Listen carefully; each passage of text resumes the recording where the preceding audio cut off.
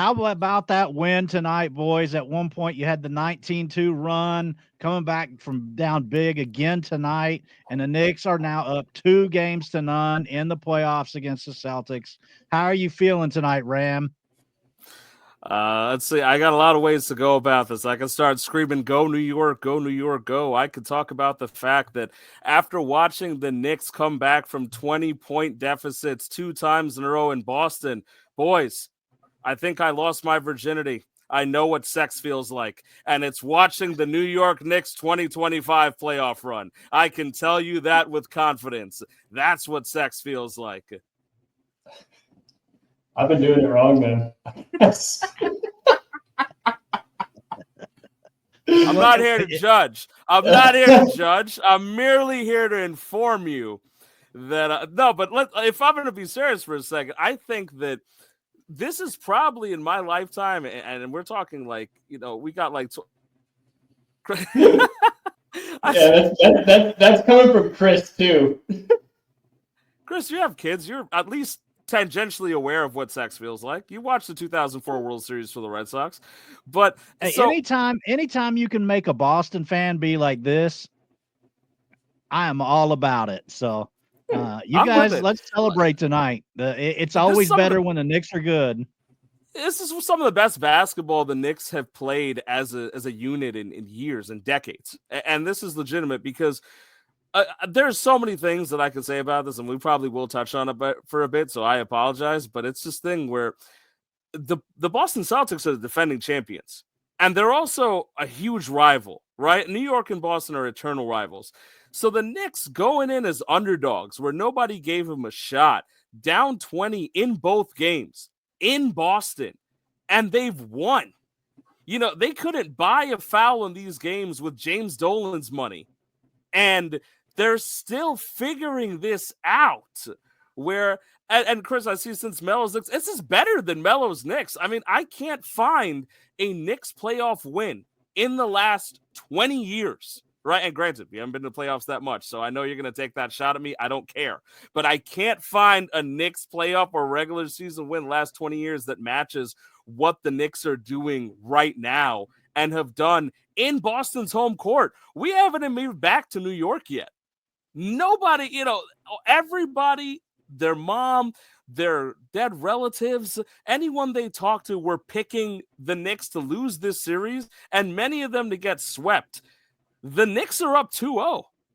I don't think the Knicks are going to sweep against Boston. Clear, but this is the defending champion Boston Celtics are looking stunned against the Villanova Knicks. This is a lot of fun. I don't know how this is bringing people together. They got Philly people out of Nova that are begrudgingly like, are the Knicks a thing, or do we have to, and Luke, you're not commenting on this, but they're you had me for the first 4 minutes, and then you said Nova, and I'm out. I'm out, dog. I mean, they are the Nova Knicks. I can't. At the end of the day, like these guys, but. Let's be real for a second. I do think that that's part of it because this is a squad that has some experience going to the big dance with Nova. Some of these guys know what it feels like, especially to do it in the Garden and do it under pressure, and they're figuring things out. I thought the Knicks might have needed another year to really put their chemistry together and to understand how to function as a team because we saw that with the Celtics before they won their chip, right? We saw it with the Cavs this year where they needed that extra year. The chemistry came together. So I thought maybe this is the taste for the Knicks, but not something to be put together. Now they're trying to make a believer out of me, and I'm used to getting my heart broken by the Knicks. So if they break my heart again, I'm okay with it. I'm ready to go full hog about this one, but this is something special, boys. We're watching the Knicks go into Boston, hit him in the mouth. After being down 20, I mean, this is like Rocky IV when Duke looks at him and says, like, you see your opponent, man? That this guy's not a machine. He's a man. He's wounded. He's scared. That's what the Knicks feel right now. I talked about this when we were talking about Knicks Detroit. You couldn't let them win that first game. You couldn't let them get confident. The Celtics have let the Knicks get confident. How much more confident can you be if you walk into the home court of the defending NBA title holders? They go up 20 on you in back-to-back games, and you brush it off? On Monday night, the Knicks were the first team in NBA history to go down 15 at halftime and come back to win the game in overtime. That's never happened in NBA playoff history, ever. That they were into halftime down 16, they got into overtime and won that game. It's just the Knicks over the Celtics. That's it. And now today they do it again, down 20 without needing overtime, pick up the win. And again, this is not one of those things where you hear those narratives where they say, oh, Brunson is the guy who flops and he gets a lot of free throws. Knicks had less free throws in this game. There was no Hackimich in this game, and the only reason they might have had more free throws in the first game was because of the Hackimich thing. They can't buy a foul right now, like I said. So we're seeing something right now, and it's a little scary because it's a little hard not to believe. And we're about to go back to New York. The Knicks are up 2-0, and this is where the Knicks are road warriors. The Knicks have not lost on the road in the playoffs so far this year. I don't know what I'm looking at. I really don't know what I'm looking at. Yeah, this is quite uncharted territory for Knicks fans. Relaying some of what you said, down 20 in both games. Getting off to real bad starts, but finishing strong. And it hasn't just been the Jalen Brunson show. Mikal Bridges, who people during the season were complaining about that trade and all those picks that we gave up to get him. Who cares about those picks now? He two games in a row he had game-winning block shots, or he was defending the guy that took the shot. He was so clutch in this game tonight. I think he went on a 9-0 run by himself. So it's not just the Jalen Brunson show. This is a team, a collective effort. On defense, they're all working hard. They're all doing their part. Like you mentioned, like Chris mentioned, this is the best team since Melo's Knicks. Absolutely. I no longer have to convince myself that Raymond Felton is a good point guard. Like, I don't have to do that anymore. That was really exhausting. But at the same token, as exciting as I am and as exciting as this is, my brain just goes back to the first time the Knicks were in the playoffs in years. They got smacked game 1 against Boston. Game 2, they lost close. I think it was a buzzer beater Boston hit. And game 3 was back at the Garden, and that place was electric. And then the Knicks got blown out. So I'm as excited as I am. I'm a Knicks fan still. I've seen so much disappointment. I'm afraid to get my heart ripped out in game 3. I mean, I just want to shout out to the folks watching over us on X. Do give us do click the link and come over and join us on YouTube and join in on the conversation in the chat. I know the chat function works a little bit easier on the YouTube side. The link is in our bio there on X, so go ahead and click that and come on over to the YouTube side and join in on this chat, because what a night for the Knicks. Big win. It's looking like one of the better opportunities that they've had in a long time to make a pretty deep run into the playoffs, potentially get to that finals. So, Ram, I know you're ecstatic about it.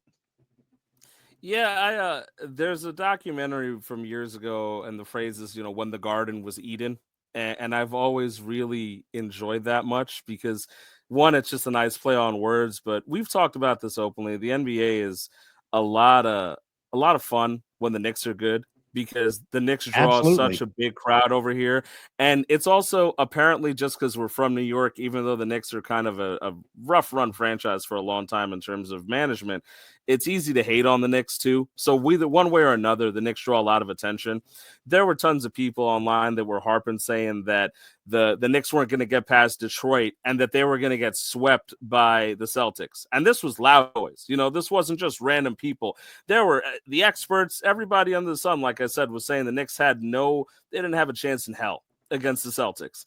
And for some of these games, it looked like it. I mean, if we're looking at win probability, in both of these games, the Celtics ellipsed the 99% win possibility. So we had a 1% or less chance to win at points in both of these games, and they pulled it out on back-to-back games. Yeah, I got to sit there and I completely understand what Peter says when he says, look, I'm used to getting my heart broken, because I am too. I feel like we're going to get stomped at the Garden on game 3. It looks like it, right? But at least right now, damn, I want to ride that wave, man. I want to talk about the fact that maybe in my lifetime, I can see that Knicks parade here in Midtown, and I can sit there and have a little fun and do something stupid, because it would be nice. You know, you talk about the things you would trade for one title run, especially for an underdog team that doesn't do it that often. Man, Knicks fans have been waiting a long time for this one. And it's also the fact that even if they don't get it this year, this core is staying together. We might contend again next year. But I'm not ready to talk about next year yet. I'm talking about the here and now. And I want to be able to see what's Dude, you're going still on. alive. You got to talk about the here and now. The Knicks are still alive and thriving. Yeah. I mean, they have a that's the thing, legitimate like, chance to advance here. I think That's- alive is an understatement at this point. I think, yeah.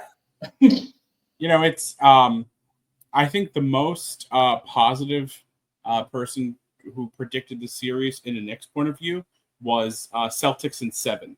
I didn't see any of the prognosticators say that the Knicks are going to win this series at all. I'm shocked they're up 2-0, taking both games in Boston. Like Ray mentioned about the winning percentage. To bring it back to baseball, if you guys follow Sarah Lang on Twitter at all, whenever anyone has a nice comeback from behind win, she calls it a wee. The Knicks have had 2 good. It looks like a slide. Yep. Yeah. So, and then I got to give a shout out here, because in only 22 minutes, Mitchell Robinson off the bench with the best plus minus in the game for either team at plus 19. So what a big game for him off the bench and only 22 minutes. I thought that was pretty interesting when I'm checking out the stats here. And then you had, of course, Karl Anthony Towns with 17 rebounds, 21 points. Who was your MVP of the game, Ram? So I'll give you a stat if you're going to talk about stats. In both games right now, if you combine them, Josh Hart has outscored Jason Tatum. Yeah, nice. Josh Hart is actually averaging half a point more right now. I don't think I would have predicted Jason that. Tatum. No, and nobody would have, right? And the thing is, even when I hate on the Boston Celtics, I have a lot of good things to say about Jason Tatum. But here's the thing. The Knicks built a team of wings to defend these Boston Celtics wings. They just needed to get here. And you were asking about an MVP, and I'll tell you, I don't know if it's always going to be in the stat sheet, but Mr. 5-6 first-round picks, Mikal Bridges has played 94 minutes in 2 games. He played 51 in game 1. He played 43 tonight. 43 right? tonight, So he's played 94 minutes in 2 games and has finished the game in both games. Game-ending steal in game 1 in overtime after a 51-minute performance. And then after 43 minutes to get that block and steal off Tatum to end the game in game 2, you can have another 2 first-round picks on me, boys. Take them. Absolutely. I don't know, because this is for 90 minutes in 2 games with an overtime even included. That's Iron Man work, right? And we saw stuff like that from Josh Hart or last year, and I love Josh Hart. I love the type of player he is, but this is just, you got to give some credit to these boys. I mean, who does that? 90 plus minutes in 2 games this day's NBA. We talk about this in baseball, pitch counts, load limitations, everything. And the Knicks and Tom Thibodeau said, screw that. We're going out there, balls to the wall, 90 plus minutes. And this is the guy, after all of that exertion, that's going to finish the game both times. You got to imagine they're lighting some Mikal Bridges voodoo dolls up in Boston right now, boys. Yeah, I fully agree. He's been my MVP so far. Another thing that I will say I'm a little bit worried about, I don't see Boston just not hitting threes the rest of the series. I think eventually they will start to go down. But the Knicks keep making them work for it, man. If they can find a way to win game 3, then I don't see how the Knicks lose the series at that point. I mean, you just took 2 games in Boston. I mean, this was the number 1 seed. No, the number 2 seed. Number two. Because seed, the yeah. Cavs were number 1. The Cavs are number 1 seed. Peter, it's okay to be a little The teams that you're going back to the Garden up 2-0. I've seen it before, though. I'm going to make the prediction right now. They're going to take this series in 5. The Knicks are going to take it in 5. They've got all the momentum. Wow. Boston That's a has scary blown. thing to say. I don't like that. Boston has melted down in consecutive games. The Knicks are in firm control. They're going to take this series in 5. Wow. I don't like that. I don't like that. That's some serious that's some weird energy right there. Chris says, No, "Oh God, Ash," but I mean, this is all about momentum. You're coming back home after taking 2 big wins. The Celtics have blown leads in both games. I mean, they've got all the momentum. The Knicks are going to take this series. Peter, I know you're afraid to be confident, and I get it. I mean, look, we like the Knicks and Mets together. We also watch the Jets together, right? I completely get it. But you gotta ride that momentum sometimes, buddy. I mean, if you could write me a situation where the Knicks had wins in game 2 in these series, if you gave me a storybook situation for these 2 games, right? That's a crazy thought. Right, and so Chris says you're asking him to go 3-0 in Boston before Game 6. Obviously, he's asking a lot there. I don't know if the Knicks could do it in 5. I'll be honest, right? But it's one of those things where if I told you the Knicks were going to go down 20 in Boston in both games and win those games, you wouldn't believe me. There are diehard Knicks fans who would not have believed what we actually witnessed in these last 2 games, right? And Kenny points out here, it's been 27 years since the last time a team blew 20-point lead in playoffs in multiple games, right? So this is something where the Knicks are in their head. Does that think do I think that means a sweep or something? No, I can't go out there and say that. I understand. I get the feeling. I get the fear, right? I understand that, Peter. But again, like I said, what I'm watching is wilder than the dreams I imagined for this series right now. The reality for the Knicks through 2 games is wilder than the dreams I've had. I would not have believed we'd go down 20 in Boston in back-to-back games, hit them in the mouth without some bullshit. We took their best punch in Boston and swung back harder twice, back-to-back. Even myself, I was reeling off that first game 1 win and thinking, all right, maybe we go back to New York 1-1 and we're feeling okay. We're going back to New York 2-0. To the greatest basketball environment in the entirety of the NBA in the playoffs at Madison Square Garden, with one of the most clutch players in the league, voted NBA's clutch player of the year in Jalen Brunson. The Knicks were down a point where he got fouled and hit a free throw to tie the game and hit the second free throw to take the lead. Ice in his goddamn veins. Knocked it down like he had done it a million times before. This is coming off the fact that he ended the Pistons on a crossover in 3 that is going to be shown for years on Knicks highlights. There's something going on right now for these Knicks. And again, look, if I got to eat my words in a couple of days, I got to eat my words, and I know it. But for once, it is fun to enjoy this, and the Knicks look good. Yeah, it's a lot of fun to talk about the players. I mean, Brunson looks great. Hart looks great. Big Cat. But there's really only one guy that we can say is attributing to all these wins right now. And we know who that is. It's James Lawrence Dolan. I mean, it is James Dolan putting this team together. And this team embodies the underdog mentality that James Dolan has had the last few years. They told him to sell the team. I mean, you guys remember that back in 2017, back in 2018, crowds chanting for him to sell the team, and he did not. And he doubled down. He brought in Leon Rose. He brought in Tom Thibodeau. They restructured the whole environment of the Knicks, and here they are now, beating the Celtics up 2-0. To answer your question, forever and always. It's if I don't know if I'm allowed to curse right now because we're trying to play nice, but it's always, for me, it's Paul Pierce more than Trae Young that I hate. Can't stand those boys. But to Luke's point, by the way, Dolan took over the Knicks. Did anybody like Paul Pierce? Come on. Nobody should. But Kevin Garnett, none of those guys. Nobody. By the way, I can't stand Kevin Garnett because of the way that he used to. Danny Ainge. Who wants to hear about Danny Ainge? No, but to Luke's point, right? I think Dolan took over the Knicks in 1999, so this would be his first title with the Knicks. I mean, we'll be at that parade with James Dolan, boys. If the Knicks win this title, we'll be at that parade. We can get that live JD in the Straight Shop merchandise signed by the man himself. So I figure you should be rooting for that more than anything, gentlemen. Right, Luke and Peter, I need you to be out there with. if you can't physically be there, make sure you watch on cable vision. Just make sure on cable vision you're watching the parade from home. James, I live. if I could have, Go ahead, Peter. please, Mr. Dolan, please send us some just some JD the Straight Shot merch. We'd all really appreciate it here at Best Damn Sports Network. Just please, we would all really appreciate it. Yeah, he's just the greatest owner in sports. There's no doubt about it.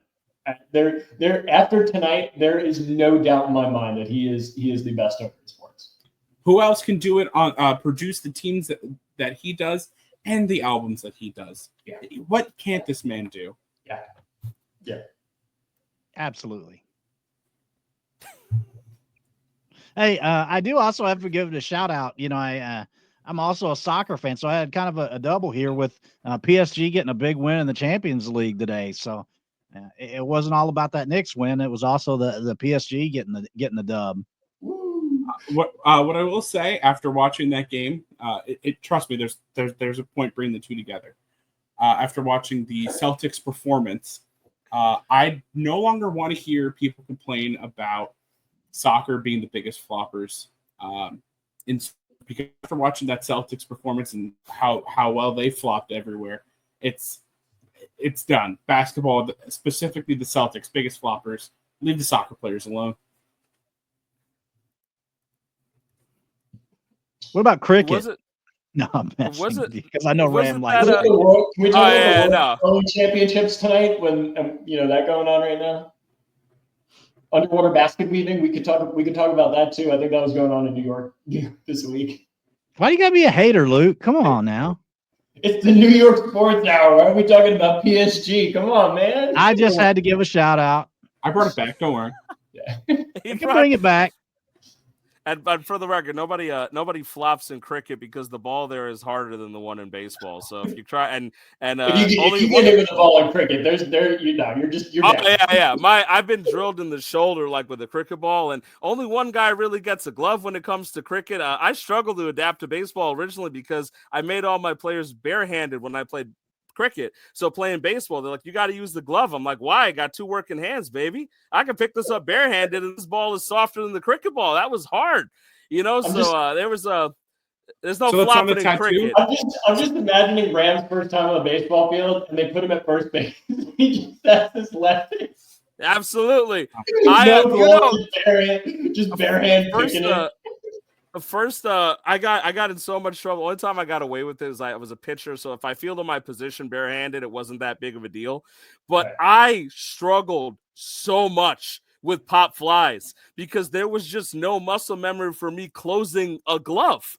There was nothing where I was like, oh yeah, I'm gonna there was no feel for that. I'm like, catch, I can do that, and I'm catching the ball that's hard. So the glove feeling, I was like, it was popping out of my glove the whole time. And that was a nightmare for me. I'm glad that I didn't have to. I was never gonna. If there was an opposite of a gold glove and they would give it to some kind of little league guys, they would have found me and given it to me. Man, iron glove or whatever the hell. I couldn't have fielded for crap back then.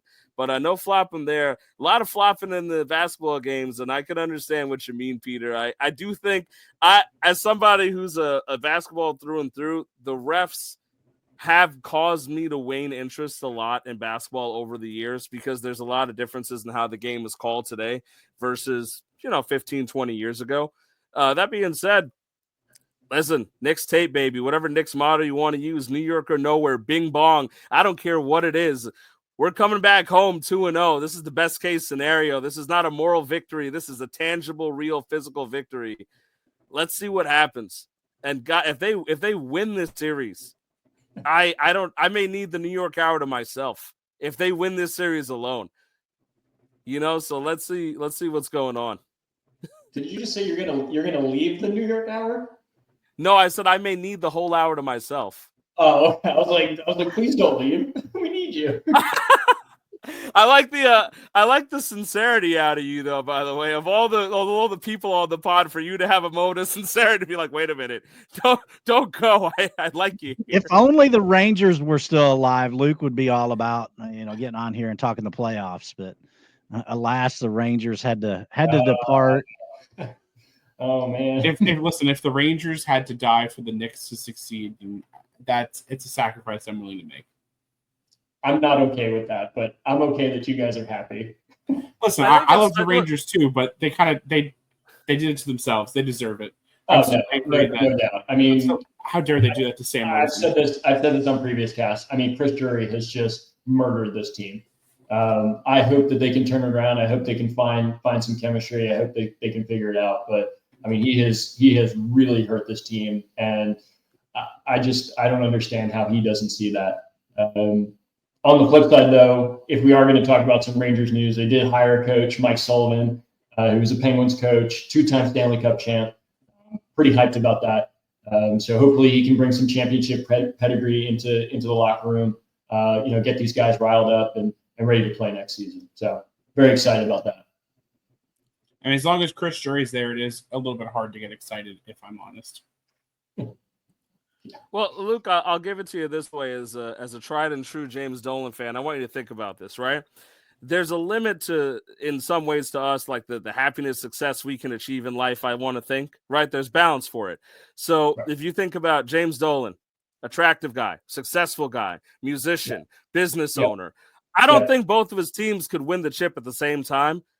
No. The Rangers have done it in my lifetime. Let's give the Knicks their turn. Let's give the Knicks that Dolan championship that he deserves, right? I'm sure you would agree with that. I don't think his sex life could possibly manage having 2 championships at the same time. I mean, I'm sure it's already crazy enough, but I mean, with 2 championships at the same time, I don't think he can handle it. I mean, the last time the universe definitely can't handle it. We remember what happened last time. Both the Knicks and the Rangers were in the finals at the same time. That's true. We lost one of the best football stars of all time. Just drove off. Just drove off and disappeared, and we never heard again.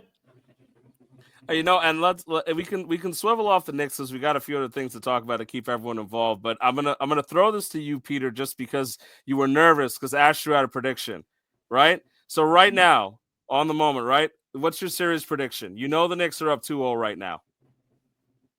Don't do that to me. I don't want to do that.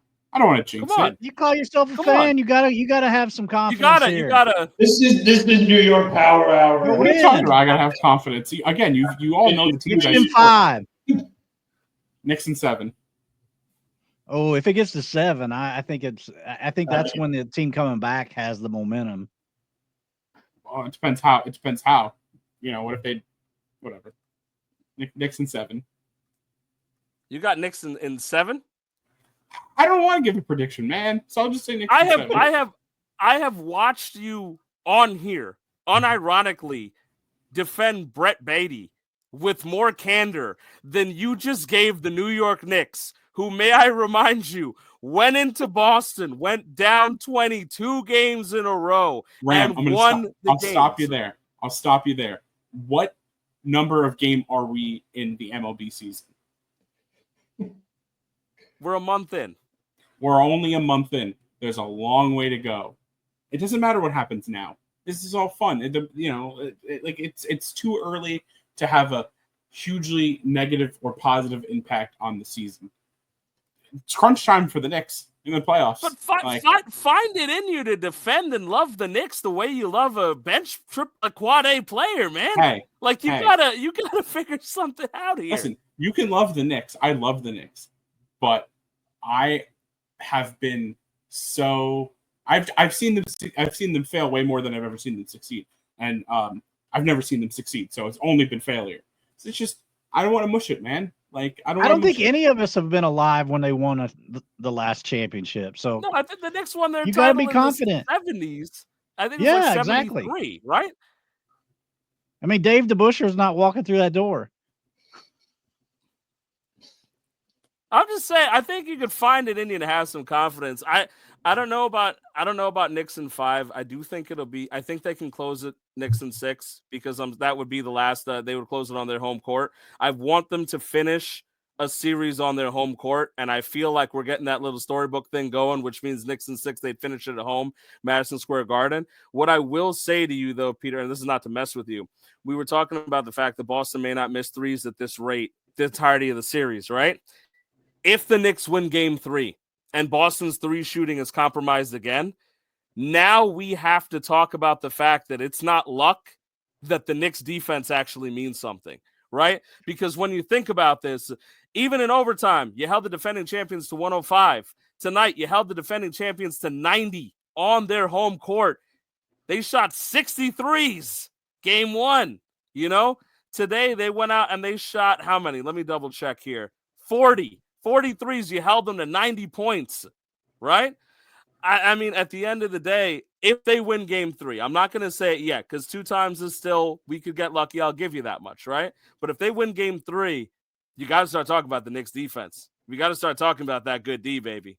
You know, so let's see what's going on here. And I see Chris is saying this sounds like heartbreak waiting to happen. Let me tell you something, Chris. It does. He's right. The thing is, I watched the Jets, the Knicks, and the Mets. My norm is heartbreak. I feel like people forget that. I don't know what it feels like to do this stuff, so it's fun for me, and I'm going to let myself have fun because I'm used to the heartbreak. If the Knicks lose the next 4 games, we're all going to look at each other and be like, all right, see you next year, and we're going to watch the goddamn Knicks again because that's what we're used to. I'm not afraid of the heartbreak. You know, I want to see what it feels like for a little bit. We start worrying about all the time what's going to go wrong. For once, let's have a little fun and worry about what could go right. The Knicks seem to feel that way.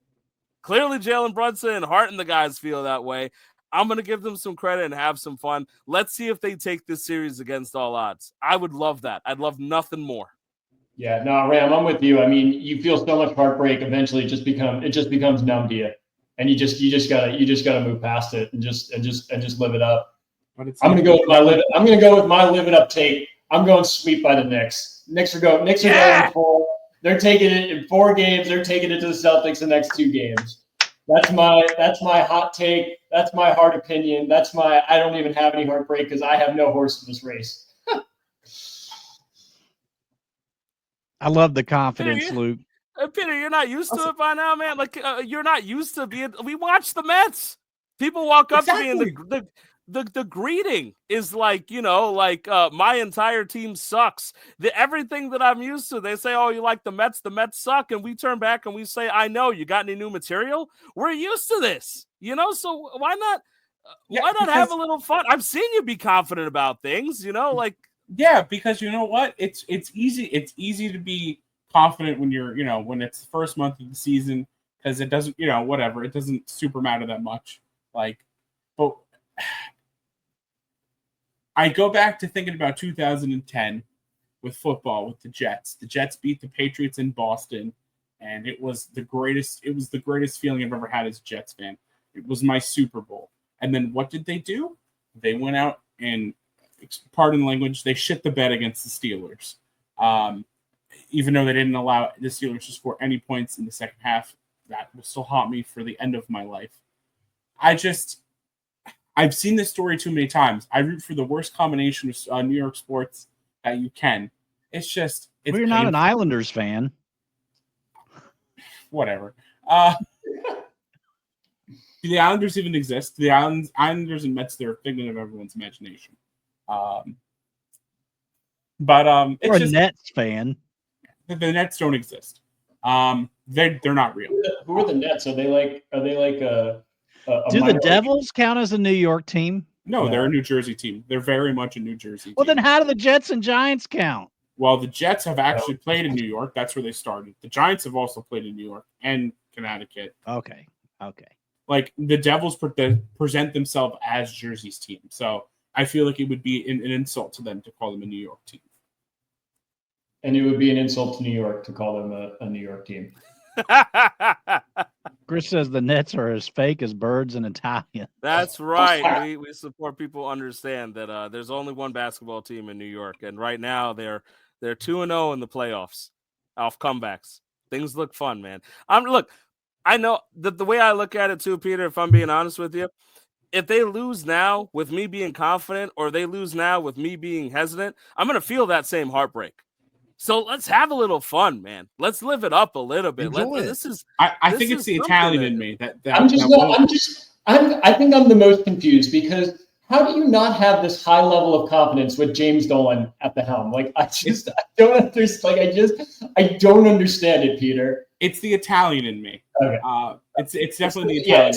It's the fake part of you. It's the fake part of me. You know, there's a sort of belief in, like, in Italy where it's like, if you get too excited about something, then it's not going to happen. So you just have to prepare for the worst all the time, because if you get too excited, it's going to be your fault when your team loses. Yeah, no, it's weird. I just gotta say, it's an Irish thing too. You just bottle down your emotions and then just die at some point. I just got to say, how ridiculous is the Garden going to be Saturday? Oh, it's going to be. I cannot wait just to hear the crowd. They are going to lose their minds on Saturday. 100 Knicks fans versus 1 Jason Tatum. We don't want any Malice at the Palace revisits or anything like that. So please do not encourage that kind of thing, Peter. I don't need to encourage anything. They're going to do it on their own.